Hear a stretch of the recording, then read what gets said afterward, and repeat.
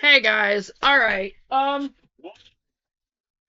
want to get through these other videos because I want to do, I'm gonna do another video tonight. It's probably gonna end up being a fairly long one, but I want to get into, like, the business side of Faith First Farm and Homestead, and some things that we've been, excuse me, some things that we've been discussing today, and just plans and goals and that kind of thing.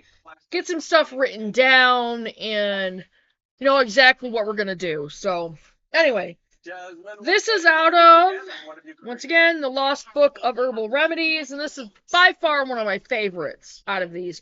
I do love the Self-Sufficient Backyard. I love the Lost Ways. But this is by far one of my favorites because there's so much stuff in here, and like all of them are chocked full of really great information. But this one right here, this is a kind of a can kind of be a life or death kind of thing. There's there's stuff in here that in a grid down situation, knowing this stuff could literally save someone's life. So it's one of the reasons why I really, really, really like this book. Out of the four books, one, two, three, five books actually. Out of the five, this is my number one. I still need to get the fifth one. I don't have the No Grid Survival Project. That is one of my next ones I'm gonna get. And I will read that one. I promise you I will. So, alright, here goes. This is how to dry herbs. I think I'm just gonna do some short little ones here. Because they're gonna upload real easy, real quickly. And, they won't take long to watch and chocked full of great information. So here we go, you guys. How to dry herbs. Traditionally, herbs are air dried without the use of any additional heat. You know what? I think I did that one. Like super, super sweet. My favorite. I did that one the last time I. It's when you bite into it and you pull it out and you get that string going on. Had you done like a chewy caramel layer in there too, it would have been a home run. Thank you, right? Thank you, judges. You know what? If it overlaps, it overlaps. Who cares, right? Traditionally, herbs are air dried without the use of any additional heat source. Bundle them together by tying the stems with string or a rubber band and hang in a warm, dry place. It is usually easiest to hang them upside down by the bundled stems to dry. Drying racks may be used for individuals who are drying a lot of herbs or doing so regularly.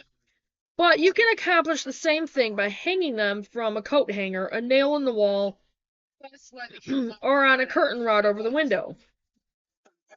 Clothespins, well, that's a good way to do it. And then you've got the sour, a little bit from the cream, and then also. I often spread flowers or leaves on a cookie sheet or pizza pan and let them dry. If you are collecting the seeds, tie a paper bag over the bundled stems and hang them. The bag will catch the seeds as the seed pods dry and they fall out. Drying in this manner can take as long as 3 weeks, though is often accomplished much faster, depending on the plant and its moisture content. If you are drying something that dries extremely slowly, like rosemary, it is easier to strip the leaves off. Sorry, his phone annoys me.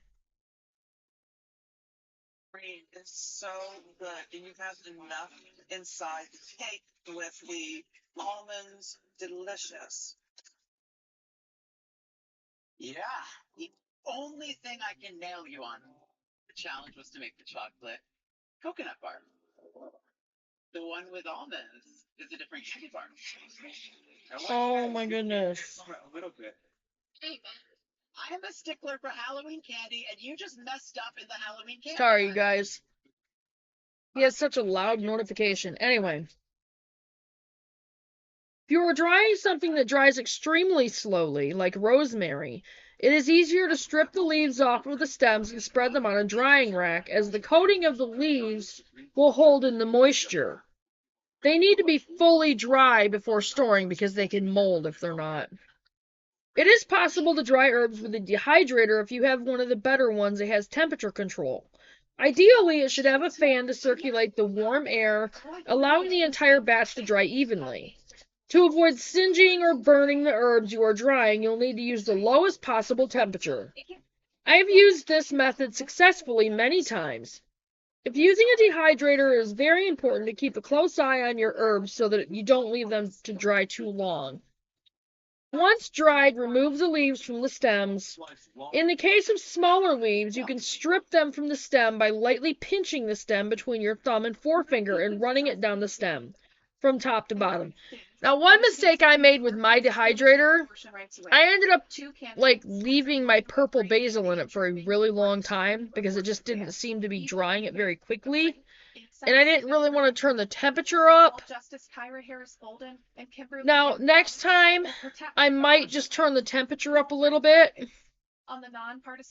Or I'll take it out and spread it out on a cookie sheet or something and let it finish drying that way, so as not to leave it in the dehydrator too long, because that can actually cause issues. So, okay.